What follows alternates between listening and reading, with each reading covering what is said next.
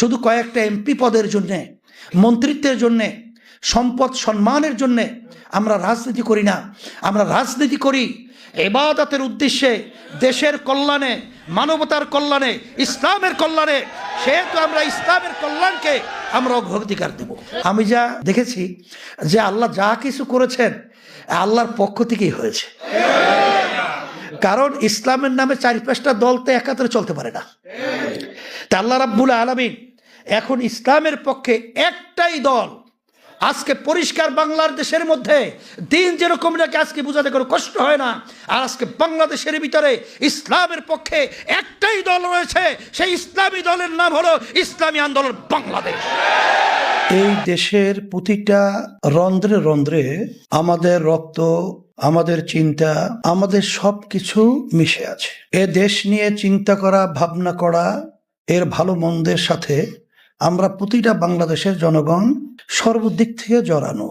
আমরা ৭১-এর স্বাধীনতার পর থেকে আমরা যেটা দেখে এসেছি, আমাদের দেশের মানুষের যা চাওয়া পাওয়া, আসলে যারা বারবার ক্ষমতায় ছিল তাদের থেকে বাস্তবে আমাদের জনগণের যে আশা আকাঙ্ক্ষা তারা পূরণ করতে পারে নাই, প্রতিটা ক্ষেত্রে ব্যর্থ হয়েছে। আর এই ব্যর্থতার পিছনে আমরা যেটা দেখি, ব্যক্তি স্বার্থ, দলের স্বার্থ, এইটাকে অগ্রাধিকার দিতে গিয়ে বিশেষ করে তারা স্বাধীন দেশে পরাধীনতার, অর্থাৎ আমেরিকা, ভারত, বিশেষ করে এই দুই দেশের এক কথায় প্রিসক্রিপশন অনুযায়ী অনেকেই দেশ পরিচালনা করেছে। দেশ পরিচালনায় আমরা দেখেছি যে আমাদের পাশের রাষ্ট্র ভারত, আসলে ইতিহাস হলো আর যেটা বাস্তবতা, পাশের রাষ্ট্রের সাথে আমাদের সম্পর্কটা থাকবে বন্ধুত্ব সুলভ, কিন্তু আমরা ভারতের আচরণগুলো আমরা দেখেছি বন্ধুত্ব সুলভের বাহিরে তারা আমাদের দেশকে বিভিন্ন দিক থেকে পরিচালনার বিভিন্ন ধরনের আচরণ আমরা লক্ষ্য করেছি।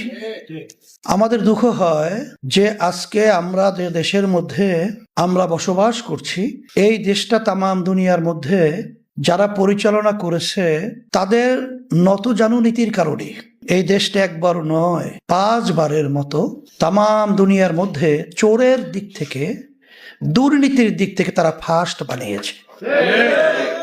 এখন কথা হলো যে আমরা যা দেশে, এই দেশে জন্মগ্রহণ করেছি, আমাদের এই দেশ নিয়ে চিন্তা করা, আমাদের দেশকে নিয়ে ভাবনা, আমাদের দেশ সুন্দর হওয়া, এর দায় দায়িত্ব কি আমাদের উপরে মোটেও বর্তায় না? আমাদের উপরে মোটেও নাই।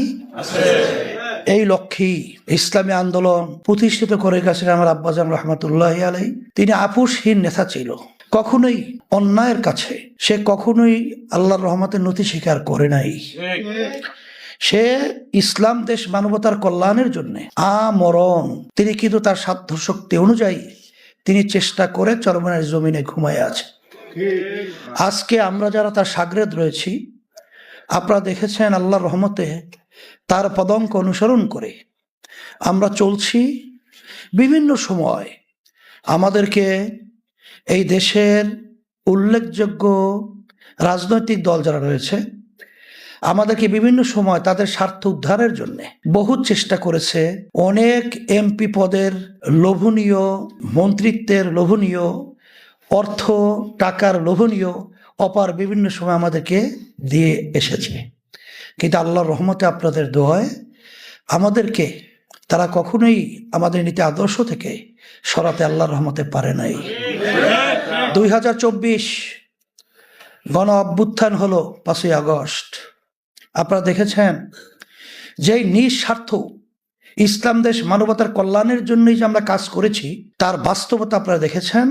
যে ওই সময় যখন ছাত্ররা রাস্তায় নেমেছিল তাদের ন্যায় দাবি নিয়ে বৈষম্য দূর করা, সেই বৈষম্য দূর করার স্লোগানে যখন আমাদের উদীয়মান মেধাবী ছেলেগুলো, সন্তানগুলো, হাফেজ আলেমদেরকে পাখির মতো গুলি করে যখন রাস্তার ভিতরে আমরা দেখেছি যে পাখির মতো তারা রাস্তায় পড়ে রয়েছে, তখন কিন্তু ইসলামী আন্দোলন বাংলাদেশ আমরা কিন্তু চুপ থাকতে পারি নাই।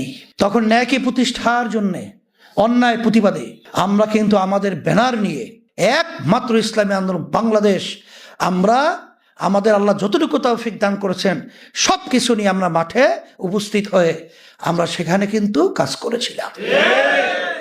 এখন কথা হলো, অভ্যুত্থান হলো, এখন আমাদের কি করণীয়? আমরা তখন চিন্তা করে দেখলাম যে বিএনপি, আওয়ামী লীগ, জাতীয় পার্টি উল্লেখযোগ্য, এরাই 54 বছর দেশ পরিচালনা করেছে। কিন্তু আসলে বারবার যারা পরীক্ষিত, যাদের শাসন আমরা দেখেছি, তারা নতুনভাবে আবার তারা ক্ষমতার আসনে বসে আবার নতুনভাবে আমাদের দেশকে আলাদা কোনো মধু খাওয়াবে, এটা কিন্তু আসলে একটা অযৌক্তিক, অবুদ্ধিমানের এক পর্যায়ে তাদেরকে সমর্থন করা এবং চিন্তা করা, এই কাজটা হবে। তখন আমরা চিন্তা করেছিলাম আমাদের পাশের রাষ্ট্র ভারত, সেখানে কিন্তু দেখবেন এখন বিজেপি সরকার ক্ষমতায় আছে, তাদেরকে বলা হয় উগ্রবাদী হিন্দুত্ববাদ। সেখানে কেন হিন্দুত্ব ইজমকে তারা সামনে রেখে যখন তারা আন্দোলন সংগ্রাম করেছে, তখন তারা কিন্তু সরকার গঠন করেছে, এখন তারা ক্ষমতায় আছে। তা আমাদের বাংলাদেশেও শতকরা 92 জনের মতো মুসলমান বসবাস করে। এই দেশের ভিতরে জুমার নামাজের সময় দেখেছেন আল্লাহর রহমতে মুসল্লিরা মসজিদে ধরে না।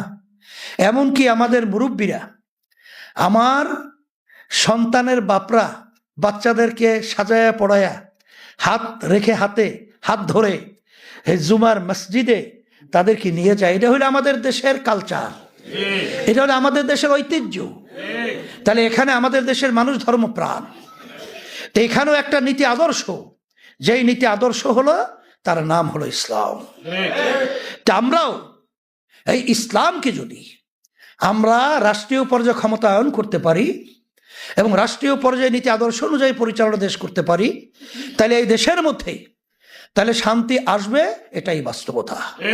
শুধু কয়েকটা এমপি পদের জন্যে, মন্ত্রিত্বের জন্যে, সম্পদ সম্মানের জন্যে আমরা রাজনীতি করি না। আমরা রাজনীতি করি ইবাদতের উদ্দেশ্যে, দেশের কল্যাণে, মানবতার কল্যাণে, ইসলামের কল্যাণে। সেহেতু আমরা ইসলামের কল্যাণকে আমরা অগ্রাধিকার দেব। এই সিদ্ধান্ত নিয়েই ওই কঠিন মুহূর্তে, বলতে গেলে ক্ষমতার দ্বার প্রান্ত থেকে আমরা ওখানে ফিরে এসেছি ইসলামের স্বার্থে, আল্লাহকে রাজি খুশির উদ্দেশ্যে, দেশ এবং মানুষের কল্যাণের স্বার্থে, নট ব্যক্তি দল কোনো ক্ষমতায় যাওয়ার স্বার্থে ওখানে আমরা থাকি নাই। এই জন্য আমরা এসেছি। এখন আল্লাহর খাস মেহেরবানি, আমি যা দেখেছি যে আল্লাহ যা কিছু করেছেন আল্লাহর পক্ষ থেকেই হয়েছে। কারণ ইসলামের নামে 4-5টা দল তো একাত্রে চলতে পারে না।